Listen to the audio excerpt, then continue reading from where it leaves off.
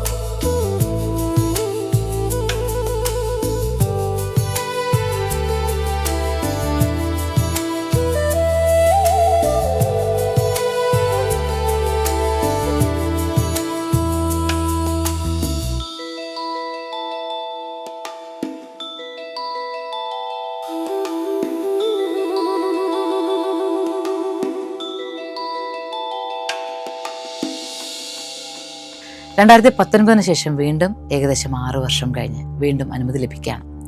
കോവിഡിൻ്റെ കാലം കഴിഞ്ഞ് പിന്നീട് കൈലാസിലേക്ക് പോകാനുള്ള, അതായത് പ്രത്യേകിച്ച് ഇന്ത്യയിലുള്ളവർക്ക് പോകുവാനുള്ള, ഇന്ത്യൻ പാസ്പോർട്ട് ഹോൾഡേഴ്സിന് പോകുവാനുള്ള അനുവാദം കിട്ടി എന്നറിഞ്ഞ നിമിഷം മുതൽ മനസ്സ്, ശരീരം സർവ്വവിധമായി തയ്യാറായി. ഒരുപക്ഷെ അതിന് മുന്നേ തന്നെ തയ്യാറായിരുന്നു എന്ന് വേണം പറയാൻ. കോവിഡിൻ്റെ സമയത്ത് തന്നെ 2019 കഴിഞ്ഞ് 2020 പുറപ്പെടാനിരുന്ന യാത്ര മുതൽ തന്നെ എല്ലാവരും തയ്യാറായിരുന്ന ഒരുപാട് പേർ ഒത്തുചേർന്നാണ് ഇത്തവണ മോക്ഷയുടെ കൈലാസ യാത്ര. 105 പേരാണ് യാത്രയിൽ ഉണ്ടായിരുന്നത്. 105 പേർ ഏറ്റവും ആകാംക്ഷയോടുകൂടി. ഒരുപാട് അനിശ്ചിതത്വങ്ങൾ ഇതിനിടയ്ക്ക് കടന്നുപോയി. അതായത് ആദ്യം തന്നെ ഇന്ത്യൻ പാസ്പോർട്ട് ഹോൾഡേഴ്സിന് ഇത്തവണ തന്നെ കിട്ടുമോ, ഒരു വിസയ്ക്കുള്ള അനുമതി ലഭിക്കുമോ എന്നുള്ള സംശയമുണ്ടായിരുന്നു. പലതരത്തിലും ലഭിക്കുമെന്നുള്ളതിൻ്റെ ഒരു 90% സൂചനകൾ ലഭിച്ചുവെങ്കിലും ഒരു 10% സംശയമുള്ളത് കൊണ്ട് നോക്കി ഇരിക്കുകയായിരുന്നു എങ്ങനെയാണ് എന്നുള്ളത്. ഒടുവിൽ ജൂൺ മാസം അവസാനമായപ്പോൾ, ജൂൺ 30 ആയപ്പോഴാണ് അനുമതി ലഭിച്ചത്. ജൂൺ മാസം 30 അനുമതി ലഭിച്ചപ്പോൾ ആദ്യം ആലോചിച്ചത്, ആദ്യം ഒരു സംഘം പോയി വരട്ടെ, അത് കഴിഞ്ഞിട്ടാവാം നമ്മുടെ യാത്രയെന്ന്. അങ്ങനെ ഓഗസ്റ്റ് മാസം പോകാനുള്ള തീരുമാനമെടുക്കുകയും, ഓഗസ്റ്റ് മാസത്തിലല്ല ഇതുവരെയുമുള്ള യാത്രകൾ, എല്ലാ തവണയും ഏപ്രിൽ, മെയ്, ജൂൺ അതുവരെയാണ് പോയിട്ടുള്ളത്. എന്നാൽ ആദ്യമായിട്ട് ഓഗസ്റ്റിൽ പോകാം എന്ന് തീരുമാനിക്കുകയും ഓഗസ്റ്റ് മാസത്തിൽ പോകാനുള്ള തയ്യാറെടുപ്പുകൾ നടത്തുകയും ചെയ്തുകൊണ്ടിരിക്കുന്ന സമയത്താണ് നേപ്പാളിൽ ശക്തമായൊരു വെള്ളപ്പൊക്കം ഉണ്ടാവുകയും കൈലാസ യാത്രയ്ക്ക് പോകുന്നവർക്ക് പോകേണ്ടുന്ന പുതിയ പാതയായ കൈറാങ് എന്നിടത്തേക്ക് പോകുന്ന പാലം ഒഴുകി പോവുകയും ചെയ്തത്. ഞങ്ങൾ യാത്ര പുറപ്പെടുന്നതിന് കഷ്ടിച്ചൊരു 20 ദിവസം മുന്നെയാണ് ഈ സംഭവം. അതോടുകൂടി ആകെ മനസ്സ് എല്ലാവരുടേതും വീണ്ടും ശക്തമായിട്ട് ഇനിയും മുടങ്ങുമോ എന്നുള്ള ചിന്തയൊക്കെ എവിടെ നിന്നൊക്കെയോ വന്നുവെങ്കിലും അതിനെല്ലാം അപ്പുറത്ത് മഹാദേവൻ തീരുമാനിക്കുന്നത് സംഭവിക്കട്ടെ എന്ന് പ്രാർത്ഥിക്കുവാൻ ഒത്തുചേർന്ന മനസ്സോടുകൂടി 105 പേർ. ഈ 105 പേർ ഇപ്പോൾ പുതിയ കാലമായതുകൊണ്ട് നമുക്ക് എല്ലാവർക്കും സൂമിലൂടെ കാണാനാകുന്നുണ്ടായിരുന്നു. സൂം മീറ്റിങ്ങിലൂടെ നമ്മൾ നിരന്തരമായ നിർദ്ദേശങ്ങൾ, എങ്ങനെ നടക്കണം, ഏത് രീതിയിൽ നടക്കണം, ഏത് രീതിയിലുള്ള ശ്വസനക്രിയകൾ ചെയ്യണം, അല്ലെങ്കിൽ ഏത് രീതിയിലുള്ള യോഗാസനങ്ങളാണ് നമ്മൾ ചെയ്യേണ്ടത്, ഏത് വിധം എക്സസൈസ് ചെയ്യണം തുടങ്ങിയിട്ടുള്ള ഒരു നിരന്തരമായ ഒരു ആശയവിനിമയം നമ്മൾ നടത്തിക്കൊണ്ടേയിരുന്നു. അതിനോടൊപ്പം തന്നെ പ്രാർത്ഥനകളും, ഏത് വിധം പ്രാർത്ഥിക്കണമെന്നൊക്കെ.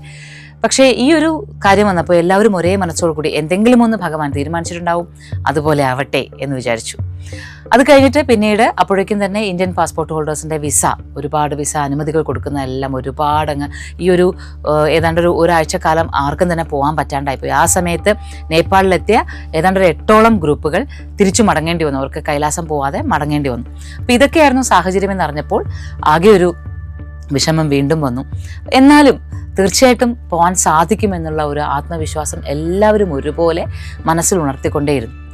അത് കഴിഞ്ഞപ്പോഴാണ് അനുമതികൾക്ക്, അതായത് ഇന്ത്യൻ പാസ്പോർട്ട് ഹോൾഡേഴ്സിൻ്റെ അനുമതികൾ ഒരുപാട് കെട്ടിക്കിടക്കുവാൻ തുടങ്ങി. പിന്നെ പുതിയ മാർഗം ഏത് വേണമെന്നുള്ള തീരുമാനം അത് കുറേ വൈകി.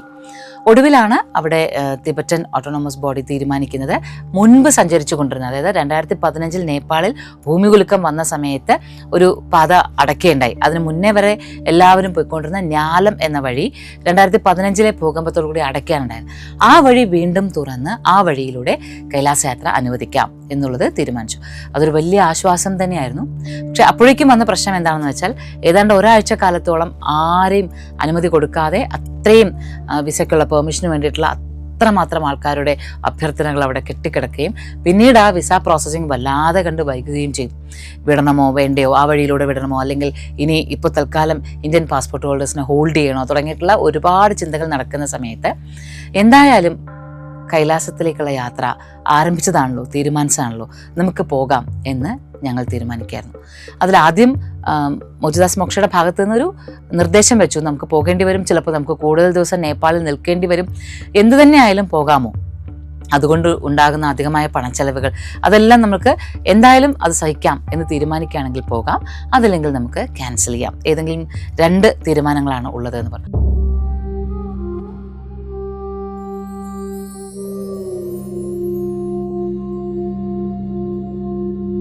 എല്ലാവരും ഒരേ മനസ്സോടുകൂടി തീരുമാനിച്ചു, എന്തായാലും കാഠ്മണ്ഡു എത്താം. എന്താണ് ഭഗവത് നിശ്ചയം അതിനനുസരിച്ച് നമുക്ക് ബാക്കിയുള്ള പദ്ധതികൾ മുന്നോട്ട് നീക്കാം എന്ന് കരുതി എല്ലാവരും എത്താണ്. ഞങ്ങളുടെ സംഘത്തിൽ ഏതാണ്ട് ഒരു 8ഓളം പേര് വിദേശ രാജ്യത്തിൽ നേരിട്ട് വരുന്നതാണ്, അതായത് വിദേശ പാസ്പോർട്ടുള്ളവരായിരുന്നു. അപ്പോൾ എല്ലാവരും നേരത്തെ തന്നെ ഒരാഴ്ച മുന്നേ തന്നെ കാഠ്മണ്ഡുവിൽ എത്തേണ്ടതായി വന്നു. അവരാദ്യം തന്നെ എത്തി. അവർ ആ കാഠ്മണ്ഡുവിൻ്റെ വിശാലമായ കാഴ്ചകളൊക്കെ കണ്ട് അവിടെ താമസിച്ചു. അത് കഴിഞ്ഞ് ഏതാണ്ട് ഒരാഴ്ച കഴിഞ്ഞപ്പോഴാണ് ബാക്കിയുള്ള ഇന്ത്യൻ സംഘമെല്ലാം എത്തുന്നത്. ഈ ഇന്ത്യൻ സംഘത്തിൽ മറ്റൊരു അവസ്ഥയുണ്ടായിരുന്നു. കാരണം ഈ പാസ്പോർട്ട് മുഴുവനും അനുമതിക്കായിട്ട് നമ്മൾ അതിൻ്റെ പ്രത്യേകിച്ചുള്ള അതോറിറ്റീസിനെ, അധികാരികളെ ഏൽപ്പിച്ചിരിക്കുകയാണ്. പാസ്പോർട്ട് അനുമതിക്കായിട്ട്, വിസയുടെ അനുമതിക്കായിട്ട് പാസ്പോർട്ട് ഏൽപ്പിച്ചു. ഈ പാസ്പോർട്ട് ലഭിച്ചിട്ടില്ല, തിരികെ ലഭിക്കില്ല. കാരണം അനുമതി കിട്ടിയിട്ടില്ല. വിസയുടെ അനുമതി കിട്ടാതെയാണ്, അല്ലെങ്കിൽ പെർമിഷൻ ലഭിക്കാതെയാണ് നമ്മൾ എന്തായാലും കാഠ്മണ്ഡു എത്താമെന്ന് തീരുമാനിക്കുന്നത്. കാഠ്മണ്ഡു എത്തിയിട്ട് പിന്നെ എന്താണ് മുന്നോട്ടുള്ള കാര്യങ്ങളെന്ന് ആലോചിക്കാം എന്ന് തീരുമാനിക്കുന്നത്. അപ്പോൾ ആരുടെ കയ്യിലും പാസ്പോർട്ട് കിട്ടില്ല, ആ സമയത്തേക്ക് പാസ്പോർട്ട് കിട്ടില്ല. അപ്പോൾ പിന്നെ വോട്ടേഴ്സ് ID ഉപയോഗിച്ച് വേണം നേപ്പാളിലേക്ക് എത്താൻ. ഞങ്ങളുടെ ഗ്രൂപ്പിൽ ഏതാണ്ട് ഒരു 6-7ഓളം പേർക്ക് വോട്ടേഴ്സ് ID ഇല്ല. അപ്പോൾ ഇനി എന്താണ് ചെയ്യേണ്ടത്, എങ്ങനെയാണ് എത്തേണ്ടത് തുടങ്ങിയിട്ടുള്ളതായി സംശയം. ഇങ്ങനെയൊക്കെ ഒരുപാട് ആശയക്കുഴപ്പങ്ങൾ ഉണ്ടായിരുന്നുവെങ്കിലും ഏതായാലും ആദ്യത്തെ ദിവസം ബാക്കിയുള്ള ഇന്ത്യൻ പാസ്പോർട്ട് ഹോൾഡേഴ്സ് എല്ലാവരും പാസ്പോർട്ട് ഇല്ലാതെ തന്നെ വോട്ടേഴ്സ് ID ഉപയോഗിച്ച് നേപ്പാളിൽ കാഠ്മണ്ഡുവിലെത്തി. ബാക്കി കുറച്ച് പേർ, ഒരു 6-7 പേർ ലഖ്നൗ വഴി നേപ്പാൾ ഗുഞ്ചിലെത്തി. നേപ്പാൾ ഗുഞ്ചിൽ നിന്ന് കാഠ്മണ്ഡുവിലേക്ക് എത്തി. അങ്ങനെ തുടക്കം തന്നെ സംഭവബഹുലമാക്കിക്കൊണ്ടാണ് ഇത്തവണത്തെ കൈലാസയാത്ര. ഇതുവരെയുള്ള 3 കൈലാസയാത്രകളിൽ നിന്ന് വ്യത്യസ്തമായിട്ട്. കാരണം ഇതുവരെയുള്ള 3 കൈലാസയാത്രകൾ നമ്മൾ നേരത്തെ നിശ്ചയിച്ചിരിക്കുന്ന ഡേറ്റ് എങ്ങനെയാണോ ആ ഡേറ്റിന് തന്നെ നമ്മൾ അവിടെ എത്തുന്നു, അതിനനുസരിച്ച് മുന്നോട്ട് പോകുന്നു എന്നല്ലാതെ മറ്റുള്ള ഒരു ആശയക്കുഴപ്പങ്ങളൊന്നും ഉണ്ടായിട്ടില്ല. ഇത് ഇത്തവണ ഇങ്ങനെയാണ് തുടങ്ങിയത് തന്നെ. തീർച്ചയായിട്ടും നമുക്ക് അത് പ്രതീക്ഷിക്കാമല്ലോ. കാരണം 6 വർഷക്കാലത്തോളം ഇന്ത്യൻ പാസ്പോർട്ട് ഹോൾഡേഴ്സിന് പോകാൻ സാധിക്കാതിരുന്ന കൈലാസയാത്ര ഈ വർഷം അത് അനുമതി നൽകുമ്പോൾ എത്രമാത്രം പേർ വരുവാൻ ആഗ്രഹിക്കുകയും അതിനു വേണ്ടിയിട്ട് ശ്രമിക്കുകയും ചെയ്യും. അങ്ങനെ ഏതായാലും കാഠ്മണ്ഡുവിൽ എത്തിയപ്പോൾ, കാഠ്മണ്ഡുവിൽ ഞങ്ങൾ എത്തുന്ന സമയത്ത് മഴയാണ്. എല്ലാ തവണയും അങ്ങനെയാണ്. കാഠ്മണ്ഡുവിൽ നമ്മുടെ ഫ്ലൈറ്റിൽ ലാൻഡ് ചെയ്ത് നമ്മൾ പുറത്തേക്ക് ഇറങ്ങുമ്പോൾ ഒരു മഴയായിരിക്കും ഉണ്ടാവും. അതും അപ്പോൾ മഴക്കാലമാണ്, പൊതുവിൽ ഓഗസ്റ്റ് മാസം മഴക്കാലമാണ്. അപ്പോൾ ഒരു മഴ എങ്ങനെയായിരിക്കും നമ്മുടെ യാത്രയെ ബാധിക്കുക എന്നുള്ള ആശങ്കയുള്ളപ്പോഴാണ് മഴ പെയ്തുകൊണ്ട് നമ്മളെ കാഠ്മണ്ഡു സ്വാഗതം ചെയ്യുന്നത്.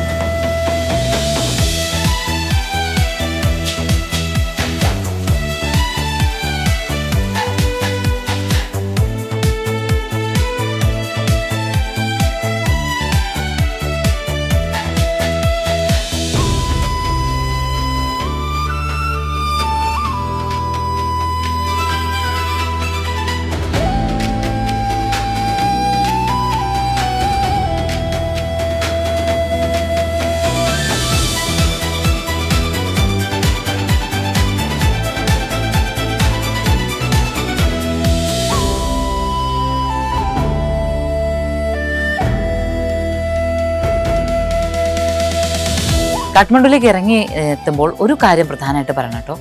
നമ്മുടെ ഈ സംഘത്തിലുള്ള യാത്രികരെല്ലാം വളരെ തെളിഞ്ഞ മനസ്സോടുകൂടി, അതായത് കൈലാസം എന്നുള്ള ഒറ്റ ലക്ഷ്യത്തോടു കൂടി വന്നവരാണ്. അവരുടെ മനസ്സിലും അവരുടെ പ്രസരിപ്പിലും ഒക്കെ അതിങ്ങനെ നിറഞ്ഞു കിടന്നിരുന്നു. ആർക്കും ആശങ്കകളൊന്നുമില്ല. വിസ എത്ര നാൾ വൈകുമോ, ഇനി കൂടുതൽ വൈകുമോ, അങ്ങനെയുള്ള ആശങ്കകളൊന്നുമില്ലാതെ ആഘോഷത്തോടെ ഉത്സാഹത്തോടു കൂടിയാണ് ഞങ്ങൾ എല്ലാവരും ത്രിഭുവൻ എയർപോർട്ടിൽ എത്തുന്നത്. ത്രിഭുവനിൽ നിന്ന് പുറത്തേക്ക് എത്തുമ്പോൾ ഞങ്ങളെ മോക്ഷ എന്ന പേരെഴുതി തന്നെ ഞങ്ങളെ സ്വീകരിക്കാനായിട്ട് ഞങ്ങളുടെ നേപ്പാളിലെ ട്രാവൽ പാർട്ട്ണർ ഉണ്ടായിരുന്നു, അദ്ദേഹത്തിൻ്റെ സംഘം ഉണ്ടായിരുന്നു.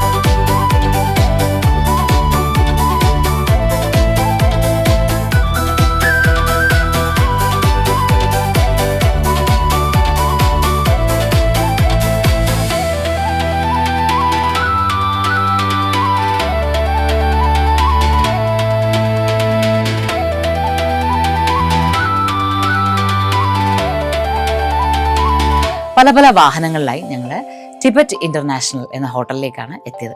ടിബറ്റ് ഇൻ്റർനാഷണൽ ഹോട്ടലിനെ കുറിച്ച് പറഞ്ഞാൽ ശരിക്കും പറഞ്ഞാൽ ടിബറ്റിലൂടെയാണ് നമ്മുടെ ഇനിയുള്ള ദിവസങ്ങളിലെ എല്ലാ യാത്രകൾ മുഴുവനും. അപ്പോൾ ടിബറ്റാണ് നമ്മൾ, ടിബറ്റിൻ്റെ ഒരു സംസ്കാരത്തെ തന്നെയാണ് നമ്മൾ അറിയേണ്ടതും ഉൾക്കൊള്ളേണ്ടതും ഒക്കെ. ഒരു കൈലാസ യാത്രയ്ക്ക് പ്രധാനമായും അത് ടിബറ്റൻ സംസ്കാരത്തെ അറിഞ്ഞ് ടിബറ്റൻ ആരാധനാ സമ്പ്രദായങ്ങളെ അറിഞ്ഞാൽ മാത്രമേ നമ്മൾ നടത്തുന്ന യാത്രയ്ക്ക് കുറച്ചുകൂടി ആഴമുണ്ടാവുകയുള്ളൂ. അപ്പോൾ ശരിക്കും ടിബറ്റ് ഇൻ്റർനാഷണൽ ഹോട്ടൽ ആയതുകൊണ്ട് തന്നെ ശരിക്കും അതൊരു പരമ്പരാഗതമായ ടിബറ്റൻ സംസ്കാരങ്ങൾക്ക് ബഹുമാനം കൊടുക്കുന്ന ഒരു അന്തരീക്ഷമാണ് അവിടെ ഉണ്ടായിരുന്നത്. ആ ഹോട്ടലിലേക്കാണ് ഞങ്ങൾ ആദ്യം എത്തിയത്. ഏതാണ്ട് 4 ദിവസം അവിടെയാണ് ഞങ്ങൾ താമസിച്ചത്.